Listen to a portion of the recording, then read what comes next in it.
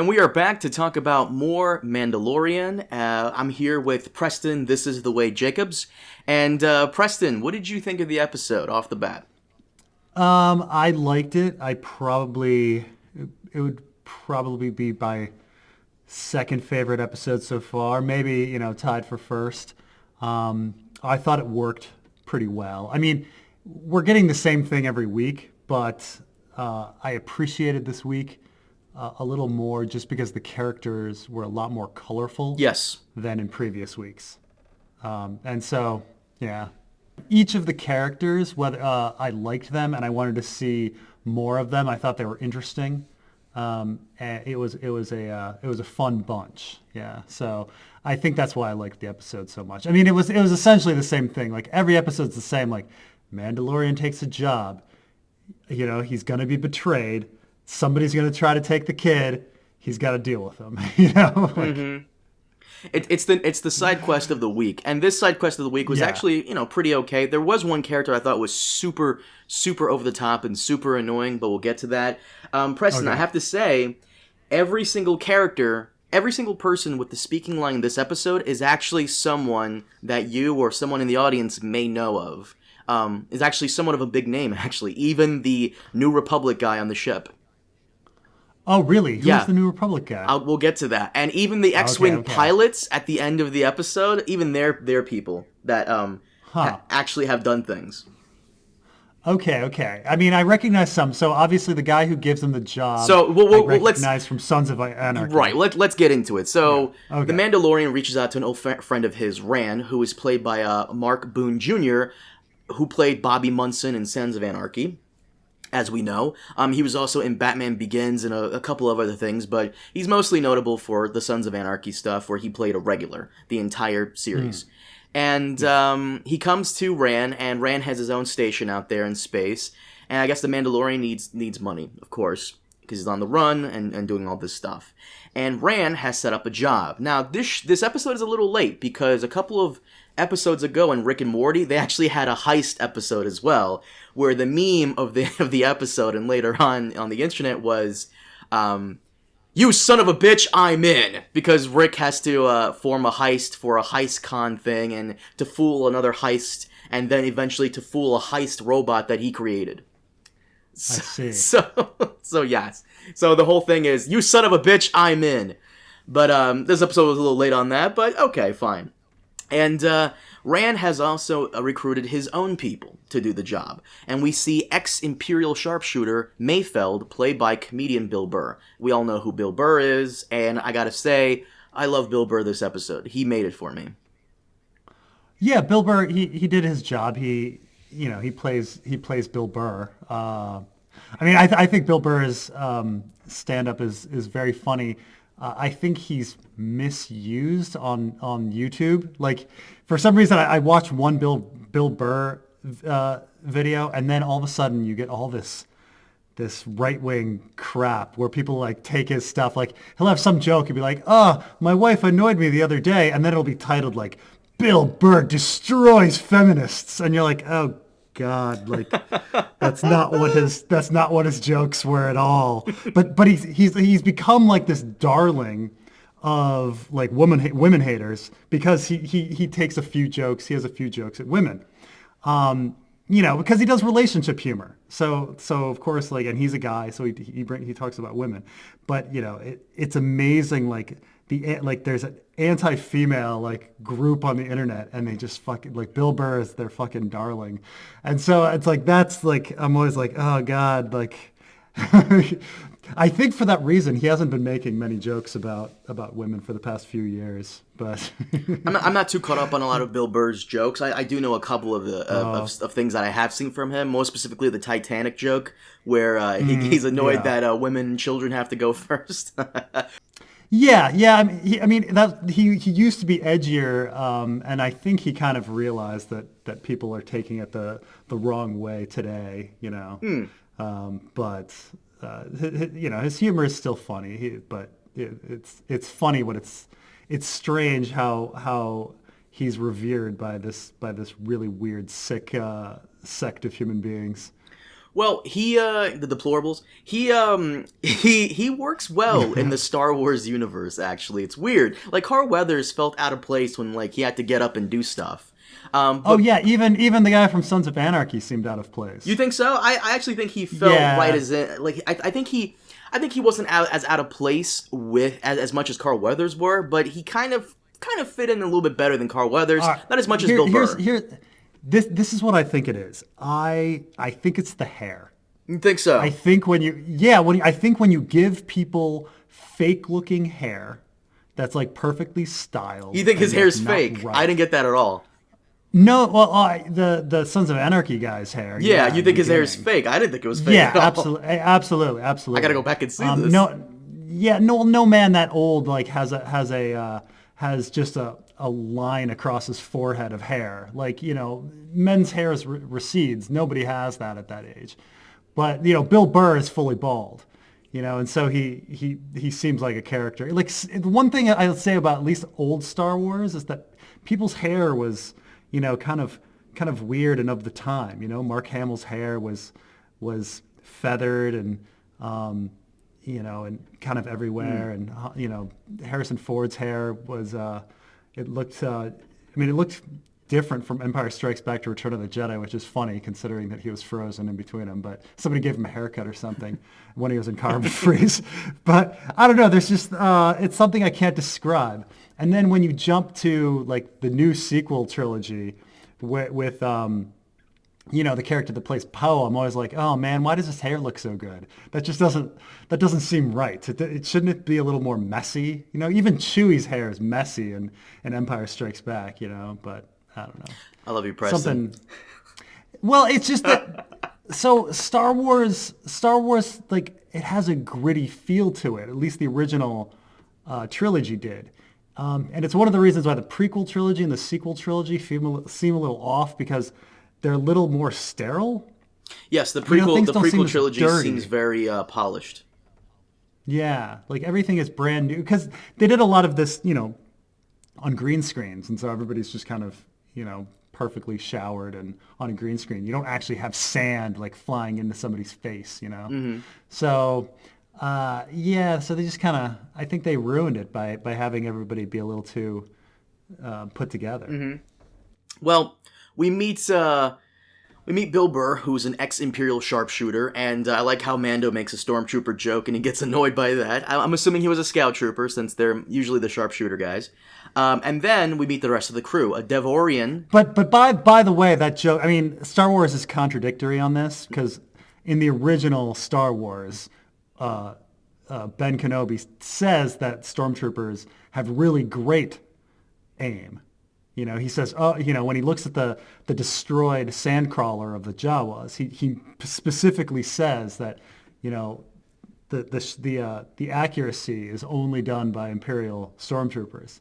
And then in the original Star Wars, well, you never really get to see a stormtrooper battle, because they want everyone to escape from the Death Star. Mm-hmm. So, they could say, oh, they're missing our heroes, but they want to be missing their heroes. They want them to escape.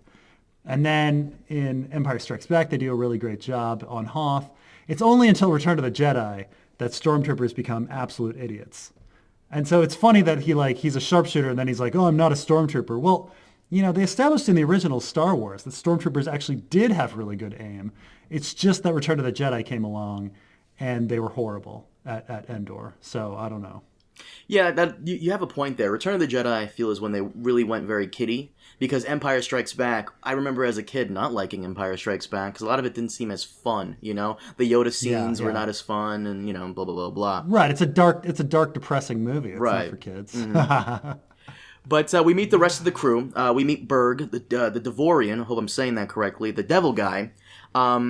Yeah, and we saw one of him in the original Cantina. Yes, and right. He is played by Clancy Brown. Some of you guys might know Clancy Brown as the voice of Mr. Krabs and SpongeBob. Preston might know him as might know him as Victor Kruger in Highlander. Oh yeah, mm-hmm. And I'll know him. I'll know him as the captain security guy in Shawshank Redemption, as well as Zim in Starship Troopers, one of my favorite films. And Starship Troopers is incredible. I love that movie.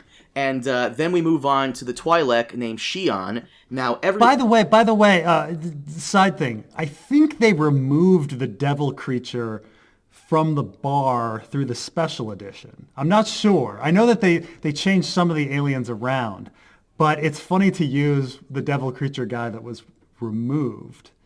I think he might have been removed and put in a different alien put in his place. I might be wrong about that. I know they probably did.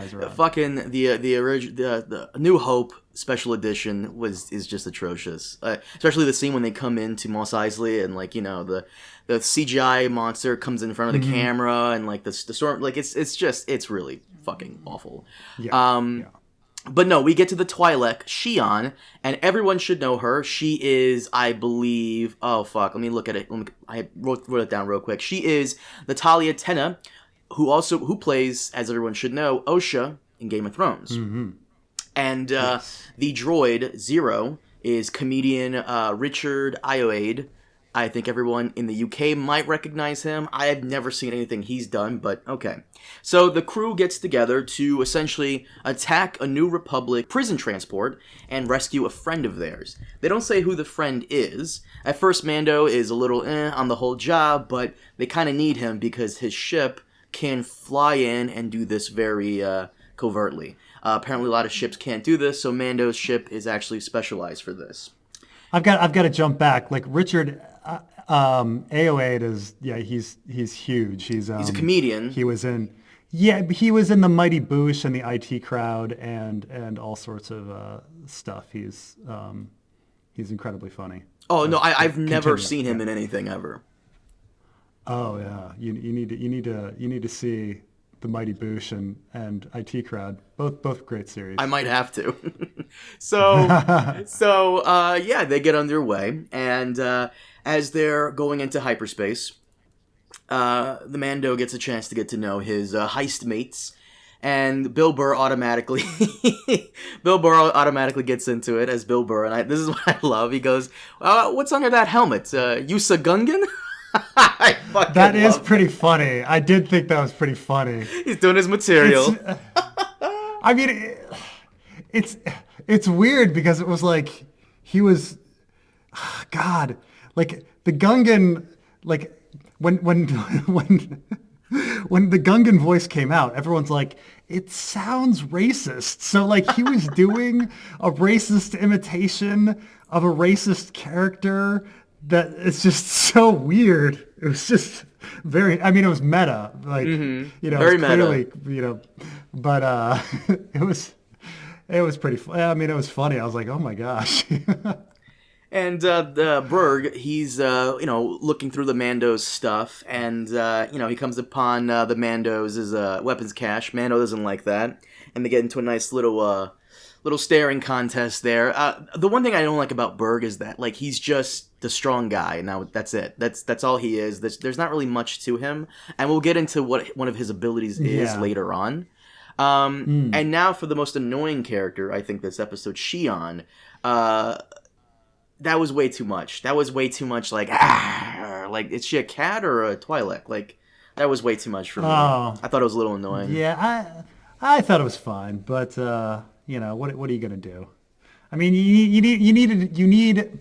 The problem is you've got a short amount of time, and you've introduced a bunch of characters, and they need to be extreme enough that you can pick them out. Like, oh, that's that person's personality, And so it's got to be fast and it's got to be strong.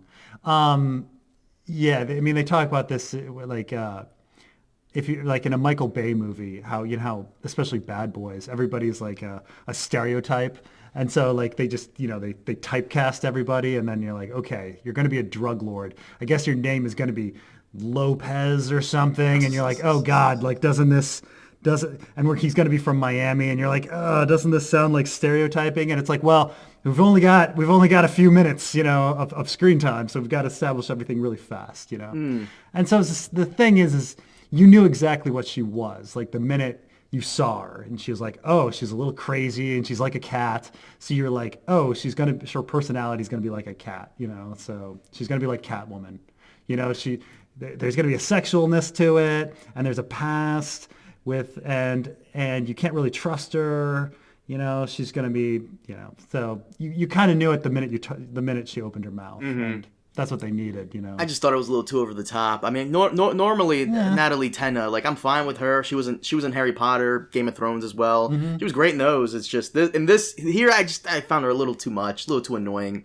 But eventually, the Devorian and the Mando get into a little tussle where he accidentally opens up the container. Now, we've always been wondering, like, Mando just leaves the Baby Yoda on the ship, that's it? But he actually leaves him in that little compartment thing. And Bill Burr goes and looks at it, and he's like, what the hell is that? And apparently, the galaxy at large, most people don't even know what this species is. No one knows about Yoda, which, again, is just... it's just hard for me to believe. Like, not a single person is like, oh, right, he's of the same species as Yoda. Like, nobody?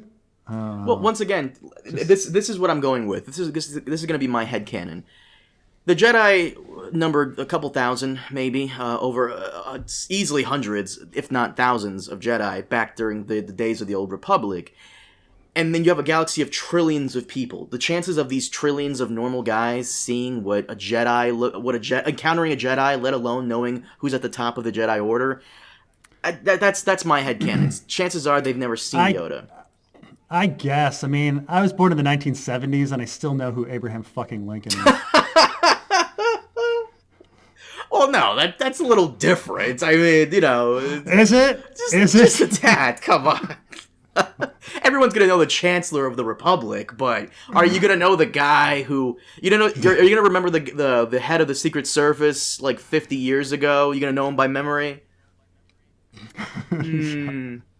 I mean, he's the head of things. Whatever. So they drop in on the New Republic prison transport ship. Now, originally I thought the prisoner was like an Imperial guy, and we do see some Imperial guys in the cells. But this also, yeah, that was actually a pretty cool scene where we get just a little glimpse of who would be in there, and there's just this random Imperial guy peeking out. Yeah, I like that. This also shows the state of the New Republic. This is actually, I think, the first time in media that we're actually seeing no, Force Awakens.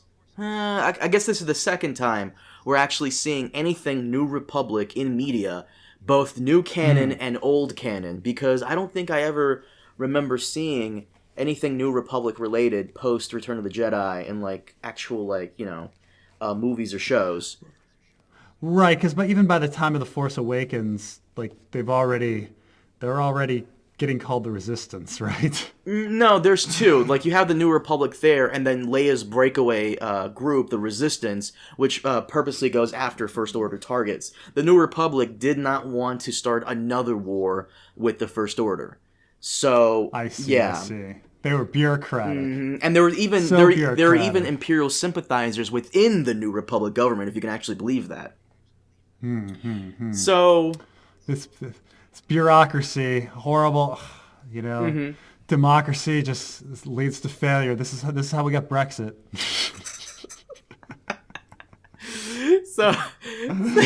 So we get inside the prison transport and we see some droids. Now, I also like this as for canon. They all have like these handguns, hand blasters, and they're trying to shoot the droids, and the droids it bounces off them. But Mando comes in and he takes them all out. So.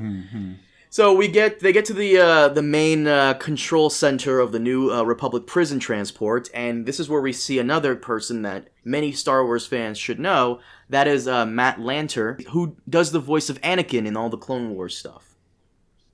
Oh, really? Yes, That's who that is. Okay. And the Mando doesn't want to kill him, but he has this tracking beacon going down, and he's about to click it, and they're deciding whether or not to kill the guy, and Shion just kills him anyway, and they have 20 minutes because he already clicked it.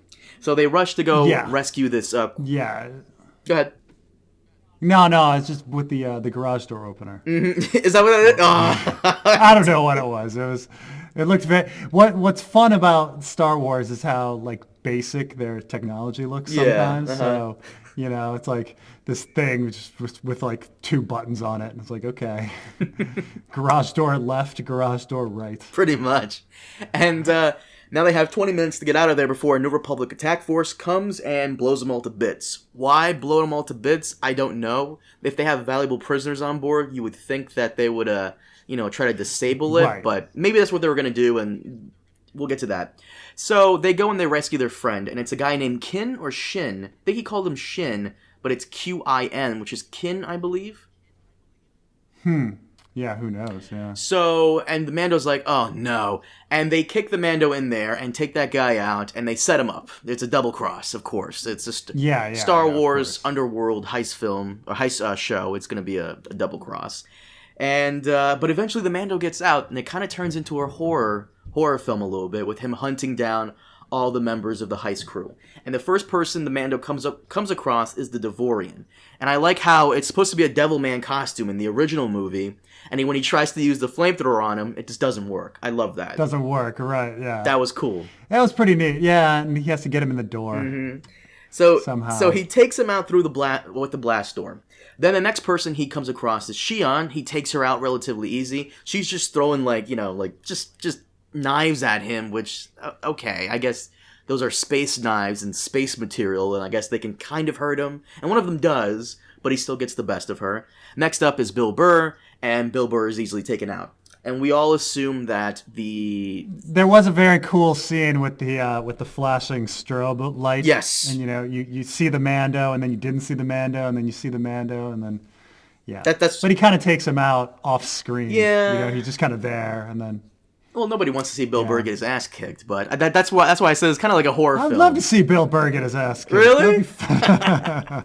No, but he doesn't have any fighting. Well, I guess I'm not sure the devil guy has any fighting experience, but he just throws him around. Yeah. So, and he eventually makes a deal with Shin or Kin, whatever you want to call the guy, to where he'll bring him back to Bobby Munson just fine for extra gold. As the Mando gets upstairs, he sees that Zero has located Baby Yoda, but takes Zero out just in case. And I gotta say, we didn't talk about Zero that much. I love the design of that droid. It's really cool. Yeah, absolutely. And I kind of thought that Zero would be really shrewd or something, or not care about his other friends dying. And we never address like Zero's loyalties, because he's just distracted looking for Baby Yoda for no reason. So I don't know what he was doing. Well, this is the running theme with I don't know if he's a bounty hunter or just like a criminal droid or whatever, but this does fall in line with the theme of the show in regards to bounty hunting droids, which is that they don't really care about anything but just getting the job done. Yeah. So if he does, then why is he wasting time going after Baby Yoda? Like he should have. Right. Like Baby Yoda comes in and is like, "Goo goo," and he's like, "Oh, I guess I'll go to follow you and try to kill you randomly." And then he's not in the. I love your Baby Yoda impression there. So he kills Zero, and they go back to Rand's spaceport.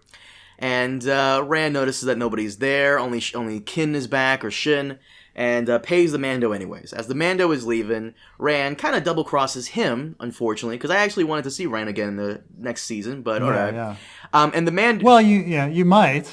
We didn't see them die. Right. So and that's confirmed with the other three who did not die, but were put in the prison cell.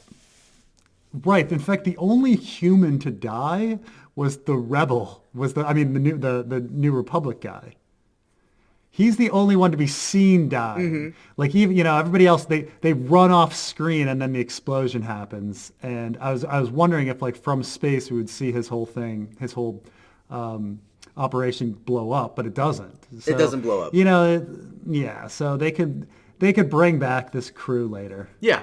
So as the Mando is leaving, Bobby Munson, Rand, tells one of his guys to go out there and kill the Mando to blow him out of space.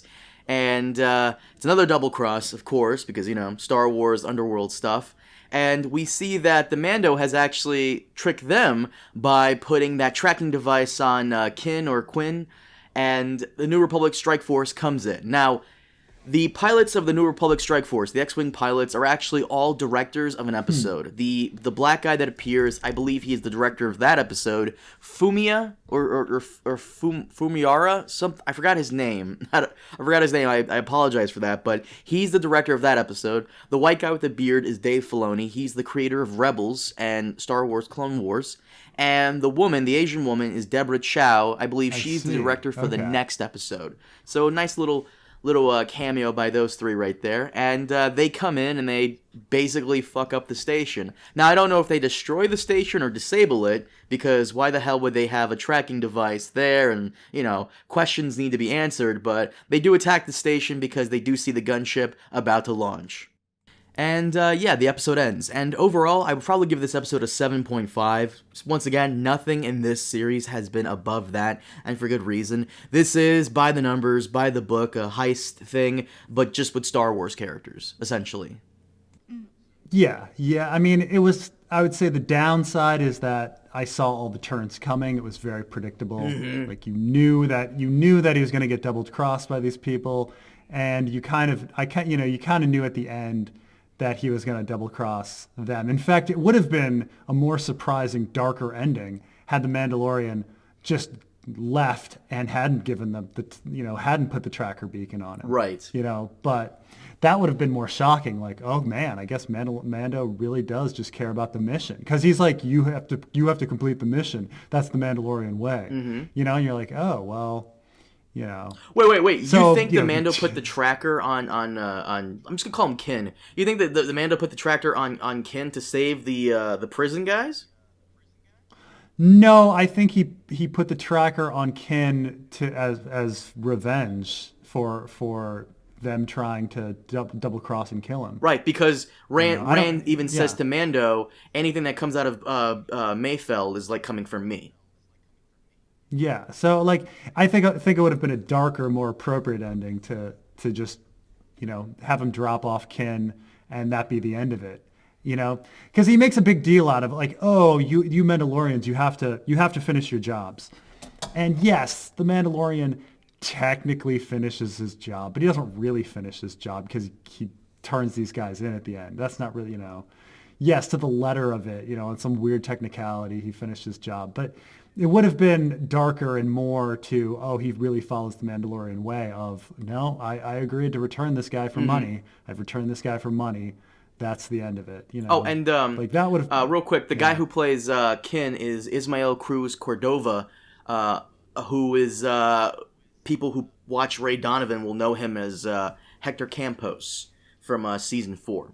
So once again, another guy. Everybody that has a speaking role is essentially just a big name actor or someone of moderate fame. And So what would you give this episode on a rating? I mean, yeah, I'd also give it something like a 7 or 7.5. Mm-hmm. I mean, pretty high. As high as I've ranked any of the episodes so far. I think the one I liked the most was when he spent all of the time at his Mandalorian guild. Maybe that was episode 3. I think, was that my favorite? And only because, there was a lot of interesting lore about his background and stuff in it that I found interesting. But yeah, I mean, it was not it was a fun episode. We had some great characters. It was entertaining. But it was I've been using this term a lot. It was paint by number again. Yes. Like that could have been any episode of any show. We've seen this a million times now. Watch it in any order. We've seen it now. We can watch these episodes in any order. I still laugh that they're like, last time on Mandalorian, like nothing's happened. Like you don't have to catch us up. Like, I believe this is the second longest episode, I think, maybe, because it was, yeah. For me, it ranked in at 41 minutes, 43 minutes, but it's really just like 38, 39 minutes because the credits are so fucking long.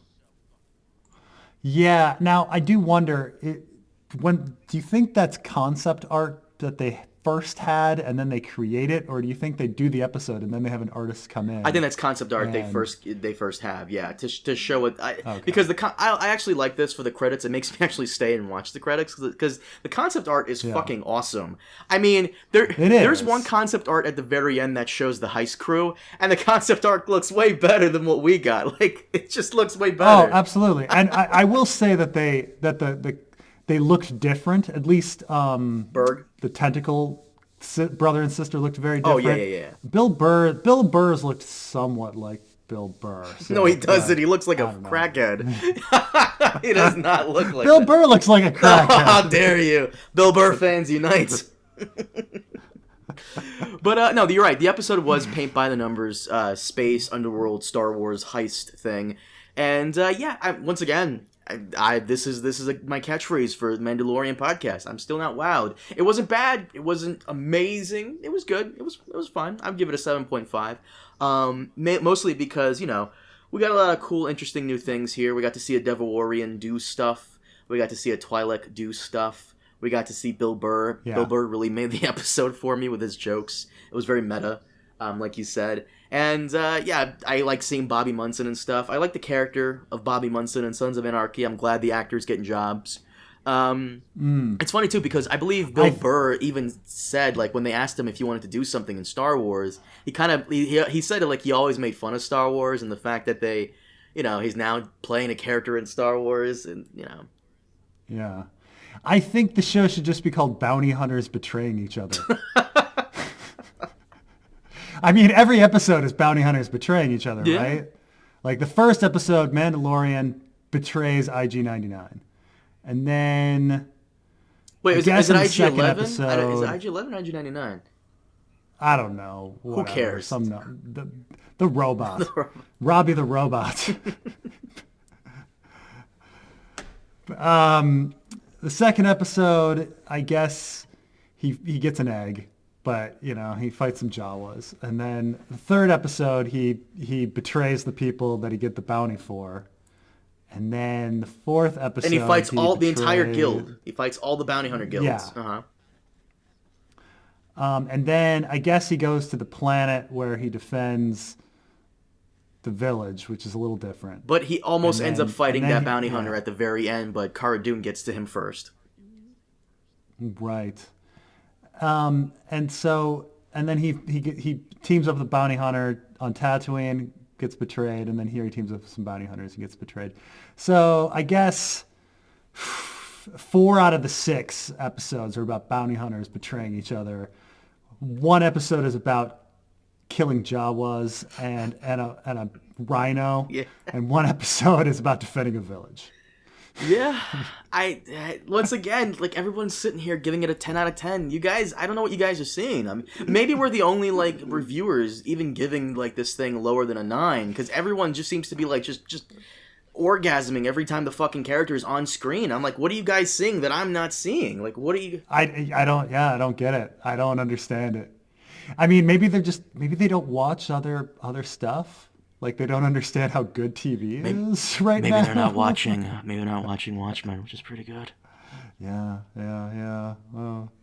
And I gotta. Someone was actually complaining to me about this, and I actually saw an article on it a while back as well. Did the Mandalorian trailers kind of deceive us? Because if you go back and watch all the Mandalorian trailers before the show came out, they made it seem like he was gonna be running around with this, like, crew of him, Cara Dune, IG-11, and they're gonna be, like, doing a bunch of cool stuff and blah blah blah blah blah. They're gonna be fighting ex-Imperials and and it's just really this is essentially, I'm gonna say this because I saw Star Wars Rebels, I saw Star Wars Clone Wars, and I always hated how a lot of those episodes were just episodes of the day, characters of the days, which is what we're getting here, character or characters of the day. This just seems like episodes of Clone Wars and Rebels, there is an arc, of course, there was in those shows as well, but most of the episodes were... It's a very limited arc. It is. I mean... It is. I mean, he betrays the bounty, he betrays the guild for Yoda, and that's it, and he's on the run.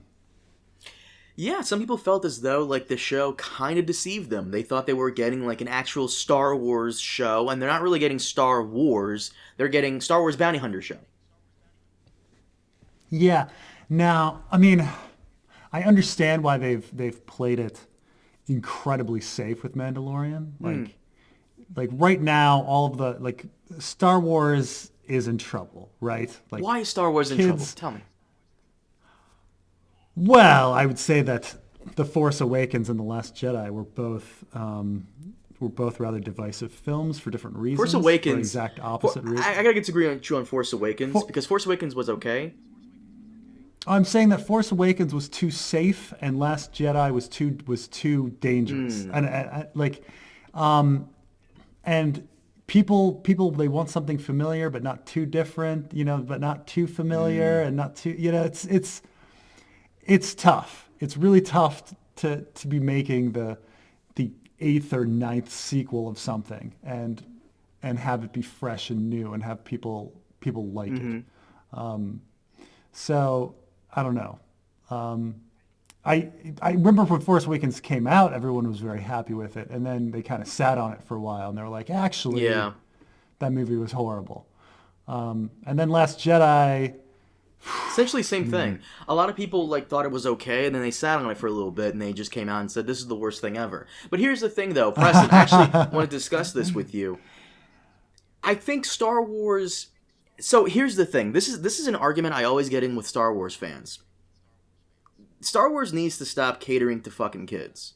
Because back in the 1970s and 80s, there was no YouTube. There were no, like, video games that, you could play online. There were no new video games coming out every fucking week like there is now. There were no, like, a plethora of shows for children and all that stuff. Star Wars was, like, the thing for children. And as such, a lot of kids got into it. Even as early as the 2000s when, the prequels came out, the internet was still in its, infancy and, blah, blah, blah, blah.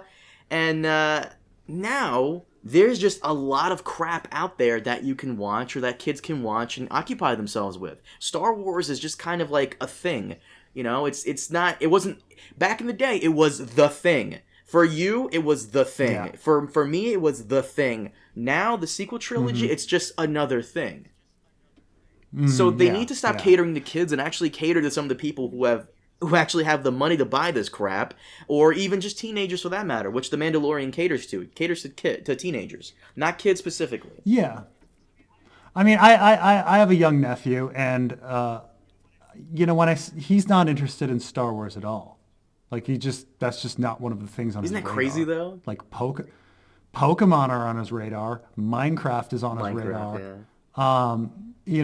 But he doesn't care about Star Wars.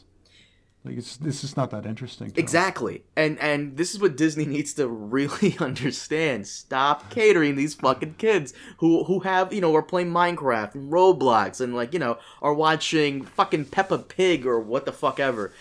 Well, this is the whole thing about, we had this discussion when we talked about comic books when we're on our Watchmen discussion, but comic books catered to kids. And then as the kids got older, they found that they weren't really pulling in new kids. So the comic books shifted to being dark in the 80s because the kids had just grown up. And they're like, okay, I guess we have to deal with more adult themes. And so all at once you had Iron Man becoming an alcoholic, Hank Pym beating his wife. Right. Dark Phoenix, and then it just got darker and freaking darker after that with, Dark Knight Returns and Watchmen and Killing Joke. And you're like, and then it just kept getting darker, Spawn and Sandman and just, and so it was just, that was just the progression. But as comic books became for, loser adults like us rather than for children, not like a kid isn't going to spend $5 on a comic book like back in the day when you could spend 75 cents for a comic book. Right. But so Star Wars, is it just for adults now? It's I was thinking about this with the Ghostbusters fucking trailer, oh yeah, the new Ghostbusters trailer. Right, but it's so fucking serious. I think I was watching Red Letter Media and the guy on it said it's really funny that this movie is spending so much time paying reverence to a movie that was a largely irreverent movie. And I was like, oh God, that's so perfect. Like, why Star Wars is silly. Star Wars is silly from the beginning. So why do people take it so seriously? Why is there this need to have so much reverence for Star Wars, to make sure everything like fits and the ultimate example of that is Rogue One, where it's a very serious, dark, dreary movie that is completely for adults, with not a single fun character in it at all, not a single kid's character in it at all, but it spends so much time sucking the dick of A New Hope, and it's fine. It's not a movie on its own. It's just, yeah. Because here's the thing. The original trilogy was the catalyst. The prequel trilogy was the catalyst, right? Those movies were the catalyst. But I think I've absorbed more Star Wars content that's outside of the movies than the movie. Because the movies are silly, you're right. Yeah. But all the video games, the comics, the novels don't have a lot of that silliness that the movies do. The comics, the video games, and all that other stuff take themselves more seriously. Like Knights of the Old Republic. Like, that was, like, some like, serious shit, Like, the video games. There's nothing silly in the video games. It's just full-on blast stormtroopers and do a mission. So, even though we saw the movies 1,000 times, we've probably consumed more Star Wars media that's not silly, that's just, this. And here's the thing. Right. This is why Disney needs to stop catering to kids, because I don't think kids buy that many toys anymore like they did in the past, because I think more children nowadays are occupied with video games or just browsing the internet. Not to mention the people who are buying toys still are adults who were kids back in the day. It's true, bro. It's true. Right. So yeah, no, it's, and at some point you just gotta let it go. But Disney's not. They spent so much money on Star Wars that they're gonna milk this dry. And Mandalorian is doing their best. I mean, Mandalorian is right on. It's right on target. It's not being too risky. It's not. They're not trying to break any creative ground. No. Here, okay. That's. They're trying to sell some Baby Yoda toys and make Star Wars. Keep the Star Wars name in the zeitgeist, and have people continue on. Because man, even if Last Sky or the Rise of Skywalker is an okay movie, it's still the last movie, supposedly, right? And so people again have this feeling of closure, that this is all over. And so they have to have like another thing going. No, it's not all over. There's going to be more Star Wars forever. And I'm fine with that. It's just they need to like tone it back a little. Like I think the best course of action right now is to let Star Wars movies rest for the next 5 to 10 years and just release stuff on Disney Plus, release stuff on YouTube, release video games, because the latest Fallen Order video game was fucking awesome. Star Wars fans, for the most part, yes, there are kids there, but they really should stop aiming for children, because a lot of Star Wars' bread and butter is the merchandising. And kids nowadays are not buying toys.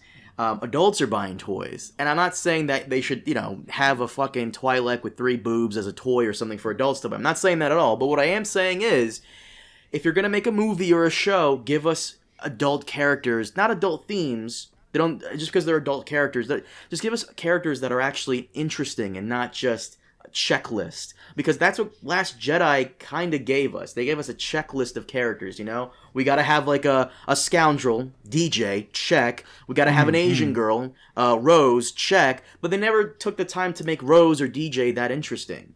Like, I can't remember. Red Letter Media had this one thing with the Phantom Menace review they did, where Mr. Plinkett asks his buddies, what's one trait about Qui-Gon you remember? I can't remember any. That's not his job. I can't remember any quote. I can't remember any trait or anything, or any quote in general about DJ or Rose at all, or even Holdo for that matter. Yeah, there's this weird thing where, okay, so take a character like Rose.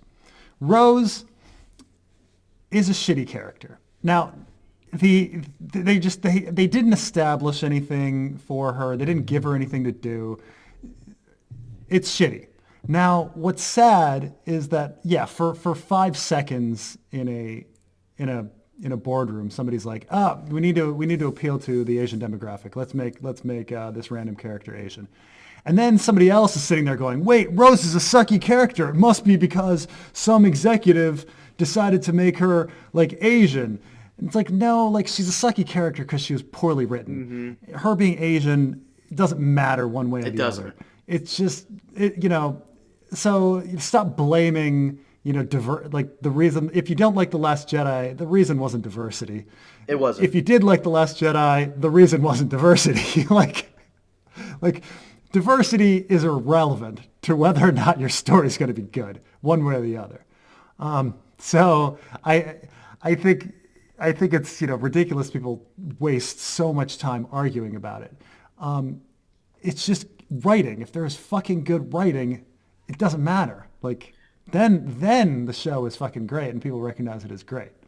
But you need that's what needs to be focused on. I think to defend that crowd I'm not really to defend it, but to make sense of it, I think people are blaming diversity because they feel as though these executives, these writers, are putting more emphasis on diversity than actual good writing and are inputting characters in there that don't need to be in there. For example, Rose did not need to exist. The entire story with Canto Bight and infiltrating the Supremacy could have been done by Finn and Poe.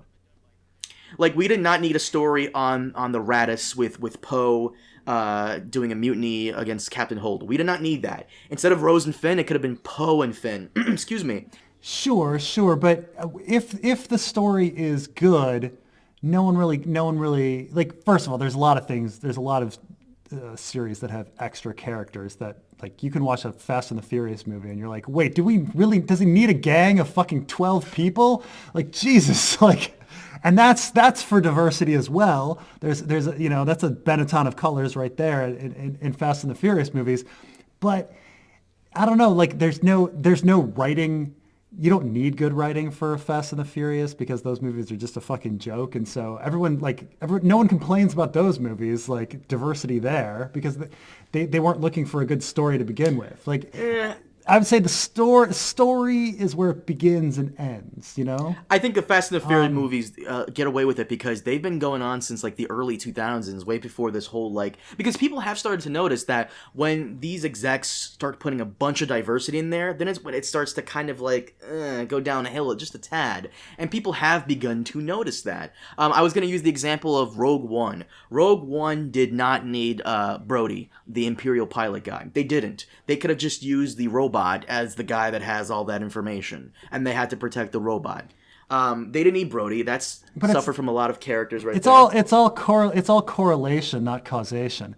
Like I can pick. I mean, for instance, Watchmen is incredible, diverse cast. Yes. Russian Doll, incredible, diverse cast. Like you can name.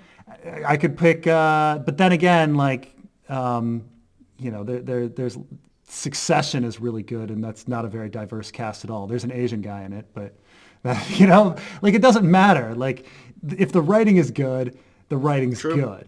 The diverse cast is irrelevant. Like I think people shouldn't be complaining about it one way or the other. Like it's just some executive thinks that they're going to make more money if they throw in a character. Okay, these are professional actors. If they can act well on a good script, it's going to come out great. It doesn't matter, like that's the thing is these are professionals. Like this, you've got a professional actor. They come in all colors, and then you have professional writers.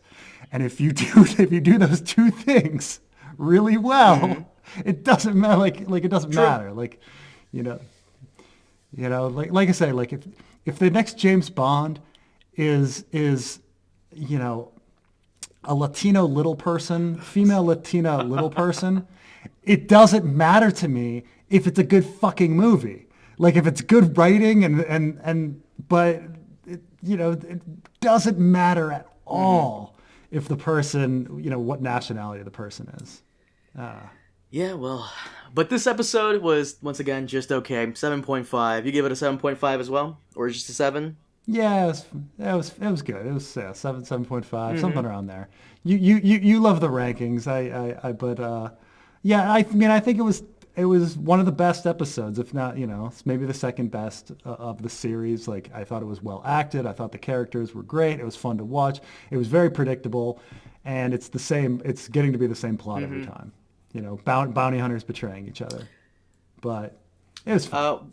I would say we'll have to see you guys next week, but actually, there's going to be a new episode of The Mandalorian in 5 days to coincide with the release of The Rise of Skywalker. So we'll see you guys in a couple of days, actually. Whoa, wait, when does Rise of Skywalker I believe premiere? on the 20th, but I also believe that overseas, the Rise of Skywalker world premiere earlier, actually.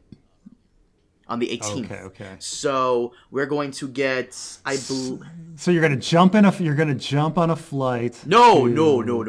To Paris. Hold on, let me see this real quick. When's the next episode again? I believe it's on the 18th, which is 1 second. Let me just check. Blah blah blah blah blah. Episodes. There's gonna be an episode on the 18th. Yes, which is a Wednesday. So this coming Wednesday is when we'll be back again for another episode of The Mandalorian, and then after the 18th, we'll come back on the... Whoa, they're taking... Oh, no, I'm sorry. I thought they were going to take a week break. And then after the 18th will be the last episode with episode 8 on the 27th of December. Oh, okay. So they're taking a break so Star Wars fans can go see The Rise of Skywalker. On Friday, yes. I see. Oh, man. This planning.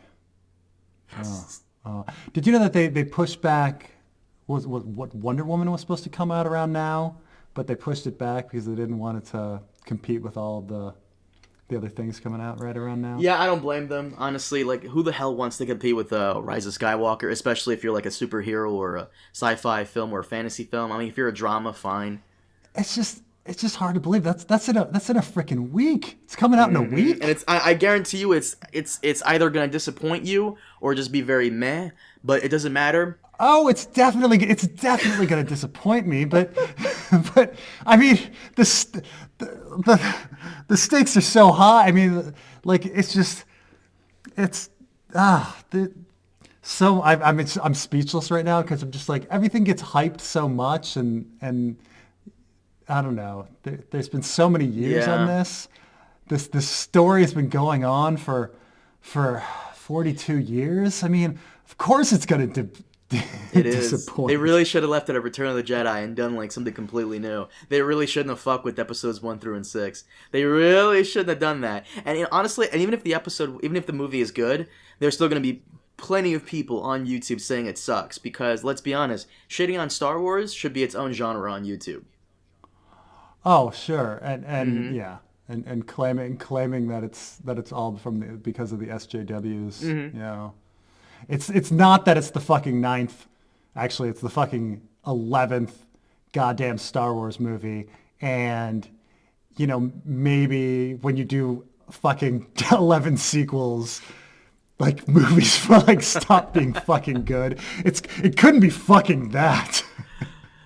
Guys, thank you so much for joining us. Jesus Christ, Preston. Thank you so much for joining us. As always, we'll see you guys in a couple of days for another episode of The Mandalorian, the penultimate episode. And then we will do a review of Rise of Skywalker. But as always, thank you so much for joining us. We'll see you guys next time. Have a good one.